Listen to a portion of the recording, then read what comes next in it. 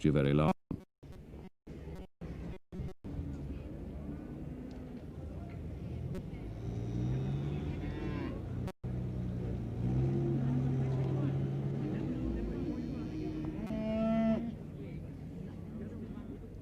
Maybe the man next to you will watch the cattle for a minute to let you off for a sandwich and a cup of tea. And as they say, hunger is a great sauce.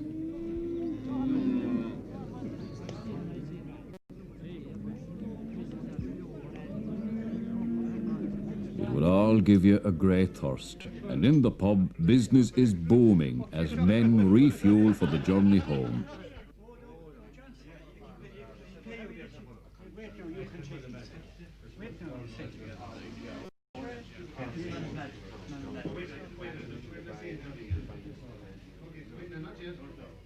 For the men who haven't sold yet and who need their wits about them, there's a mug of treacle tea.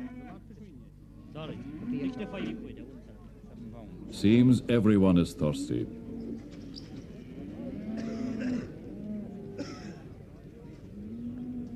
And there's always someone who can't get into the bar, unless, of course, you're a friend of the publican.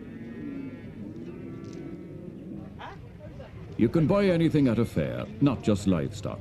If a man lives at the end of a boreen in the heart of the country, the day of the fair is an occasion for making 100 small purchases.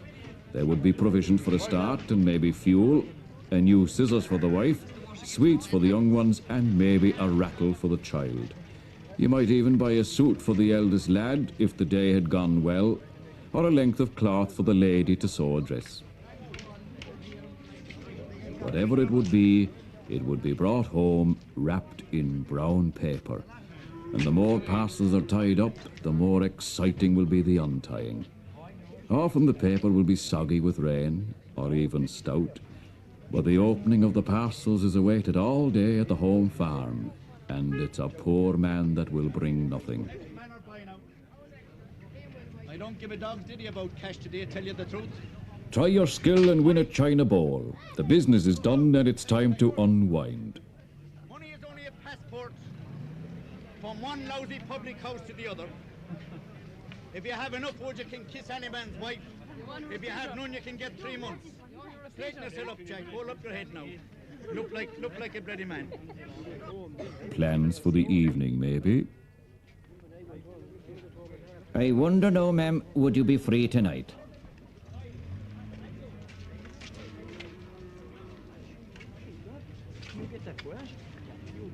It's near the end of trading now, and things are going cheap. Nearly time to start for home.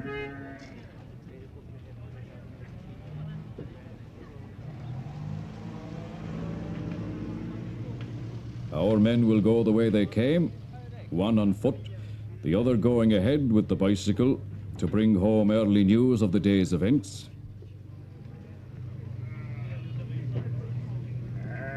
Now there's a tempting sight. I wonder now, out of the day's take, would he notice the price of a hat?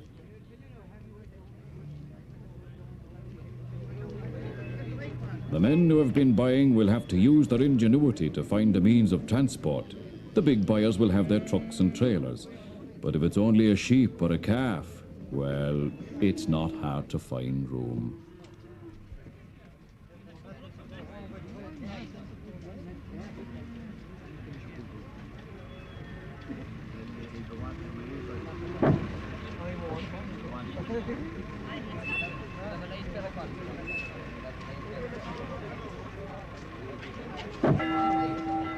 The Angelus, and a man prays briefly. A reflex action of someone whose mind for the moment is still on more worldly things. By 6 o'clock, when the Angelus rings again, the same streets will be deserted. Men are gathering in little knots, some outside the bank where they wait for the dealers to come out and pay them. And the payout, slow and deliberate as tradition has decreed. Perhaps it's this same slowness that will mean the end of fairs in an age when leisure will have no place. It all went quietly enough. There was a time when one of these men would hardly have been enough to keep the peace. A time when a fair day in the west of Ireland was like Roundup Day in a wilder west than this. But that's past now. and soon the image of a fair day will be no more than something for old men to conjure for their children. The stories will be coloured by repetition and by failing memories, and the chances are that the young people listening to tales of fairs they never knew will not feel that anything has been missed. And it will not be easy to tell them the truth of what has been lost, any more than it is easy even now to describe that elusive alchemy which for one golden day in every month held the secret of turning boys into men and men into boys.